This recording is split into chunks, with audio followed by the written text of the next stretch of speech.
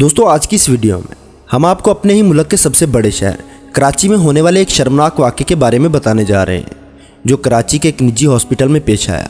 इस वाक़े में एक 40 साला खातून के साथ डॉक्टर ने एक ऐसी शर्मनाक हरकत की कि जिसके बारे में सुनकर आप भी हैरत में डूब जाएंगे कि मसीहा कहलाने वाले डॉक्टर अपने मरीज़ के साथ ऐसा शर्मनाक काम भी कर सकते हैं। दोस्तों ये वाक़या हमारे लिए बहुत से सवालात छोड़ता है कि इस वाक़े का असल ज़िम्मेदार कौन है। क्या हमें इस डॉक्टर को कोसना चाहिए या फिर इस वाक़े की ज़िम्मेदार वो खातून है जिनके साथ ये वाक़या पेश आया, या फिर हमें किसी और को कसूरवार ठहराना चाहिए। उस खातून की कहानी सुनाने के साथ साथ हम इन तमाम सवालों के बारे में भी बात करेंगे। लेकिन वीडियो में आगे बढ़ने से पहले नए आने वाले दोस्तों से गुजारिश है कि हमारे चैनल को सब्सक्राइब करते हुए साथ मौजूद बेल आइकन को दबा दें। दोस्तों उस खातून ने इस नीयत से ये वाक़या हमारे साथ शेयर किया है कि इस शर्मनाक वाक़े से बाकी ख़वातीन सबक हासिल कर सकें और डॉक्टर्स के रूप में छुपे इन दरिंदों पर अंधा एतमाद न करें। दोस्तों ये वाक़या 40 साला एक खातून का है जिसका नाम शाजिया है और वो कराची में रहायश पजीर हैं। शाजिया कहती हैं कि वो एक शादीशुदा खातून है। उनका शौहर एक गारमेंट फैक्ट्री में मुलाजिम है जिसकी ड्यूटी एक हफ़्ते के लिए दिन में होती है और एक हफ़्ते के लिए रात में होती है।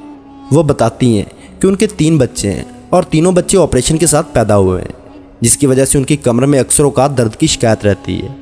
दोस्तों याद रहे कि जिन औरतों के बच्चे ऑपरेशन से होते हैं उनको ये शिकायत हमेशा रहती है क्योंकि ऑपरेशन के लिए उनकी रीढ़ की हड्डी में एक इंजेक्शन लगाया जाता है जो कि बेहोशी का इंजेक्शन होता है और इस इंजेक्शन के बाद ये शिकायत ख़वातीन को अक्सर बेशतर रहती हैं और शाजिया को भी यही शिकायत रहती थी और बाज़-औक़ात काम करने की वजह से ये दर्द ज़्यादा हो जाता था। एक मरतबा ऐसा ही हुआ कि उसको ये दर्द हो रहा था तो उसने अपने शौहर से इस बात का जिक्र किया, लेकिन शौहर अपनी मसरूफियात की वजह से वक़्त ना निकाल सका और वो शाजिया को चेकअप के लिए डॉक्टर के पास ना ले जा सका। आखिर एक दिन दर्द की तकलीफ़ की शिद्दत की वजह से शाजिया दर्द से मजबूर खुद ही अकेली डॉक्टर के पास चली गई। शाजिया के बच्चे छोटे थे और स्कूल जाते थे, इसलिए वो बच्चे स्कूल भेजने के बाद खुद डॉक्टर के पास चली गई ताकि वो अपने लिए दवा ला सके। वो कराची के एक निजी हॉस्पिटल में जाती है और अपना नंबर लिखवा कर इंतज़ार के लिए बैठ जाती है। जब उसका नंबर आता है तो वो डॉक्टर के कमरे में चली जाती है और जब वो कमरे में दाखिल होती है तो बदकिस्मती से अंदर डॉक्टर के अलावा कोई मौजूद नहीं होता। डॉक्टर शाजिया से उसकी तकलीफ़ के बारे में पूछता है। वो उसको बताती है कि उसकी कमर में दर्द रहता है और अपने ऑपरेशंस के बारे में भी बताती है। बुखार और दूसरे टेस्ट करने के बाद डॉक्टर शाजिया को कमरे में मौजूद बेड पर लेटने का बोलता है। शाजिया को कमर में शदीद दर्द था, इसलिए शाजिया ये सोचकर बेड पर लेट गई कि डॉक्टर ने उसकी कमर का मुआयना करना होगा।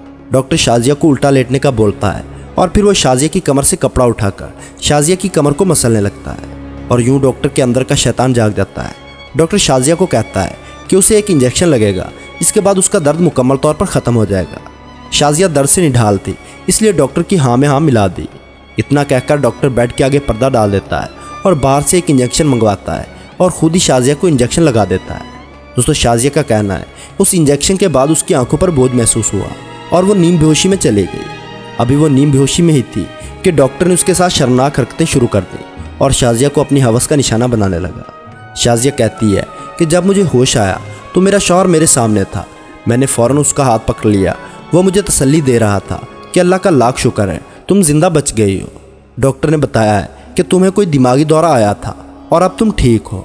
मेरी आंखों में आंसू थे और मेरी ज़ुबान से कोई अल्फाज नहीं निकल रहे थे। मैं कहती भी तो क्या कहती और करती भी तो क्या करती। मैं मजबूर और लाचार ये सब देख और सुन रही थी। जब मेरी तबीयत कुछ संभल गई तो मेरे शौहर मुझे घर ले आए। मैं अंदर ही अंदर घुटती रहती और किसी के साथ यह बात न कर सकती और ना ही उस दरिंदा सिर्फ डॉक्टर का कुछ बिगाड़ सकती थी। शौहर को बताती तो भी मुजरम ठहरती। काफ़ी अरसा अंदर ही अंदर करने के बाद मैं अपनी कहानी मीडिया के सामने इस नीयत से लाई हूँ कि मसीहा के रूप में बैठे इन दरिंदों के करतूतों से पर्दा उठाऊँ ताकि मेरे बाद कोई मेरी बहन इन डॉक्टर्स पर ऐसा इत्मीनान न करे। दोस्तों ये तो थी शाजिया की कहानी। अब आते हैं इन सवालात की जानिब कि आखिर इस सारी कहानी में कसूर किसका है और किसको कसूरवार ठहराया जाए।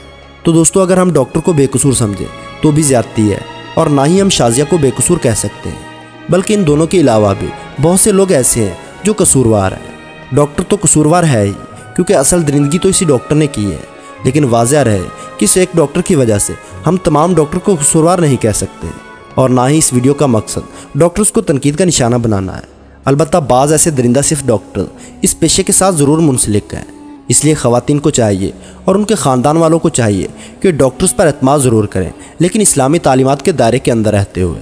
लेकिन बड़े अफसोस के साथ कहना पड़ता है कि आज के मॉडर्नाइजेशन के चक्कर में हम इस्लामी तालीमात से बहुत दूर हो चुके हैं और मज़ीद दूर होते जा रहे हैं। हमारी सारी परेशानियों की वजह दीन इस्लाम से दूरी है। अगर इस्लामी तालीमात को देखा जाए तो इस्लाम औरत को बगैर महरम के घर से निकलने की इजाज़त नहीं देता।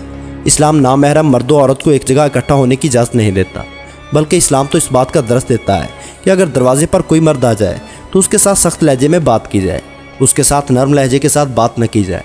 लेकिन बहुत अफसोस के साथ आज की ख़वातीन ना तो पर्दा करती हैं। दोस्तों, पर्दा तो बहुत दूर की बात है। अगर ख़वातीन के लिबास को देखा जाए तो उनके लिबास ऐसे हैं कि मर्दों को खुद दावत देते हैं कि वो उनकी जानिब मुतवज्जे हों। जब ख़वातीन सज संवर कर बाज़ारों में निकलेंगी, अपने बालों को संवार कर ऐसे लिबास पहनकर निकलेंगी, तो ऐसे में मर्दों को कसूरवार ठहराने की बजाय हमें इन ख़वातीन को कसूरवार ठहराना होगा जो पर्दा नहीं करती और ऐसा लिबास पहनती हैं जो उनके जिस्म को छुपाने की बजाय नुमाया करता है।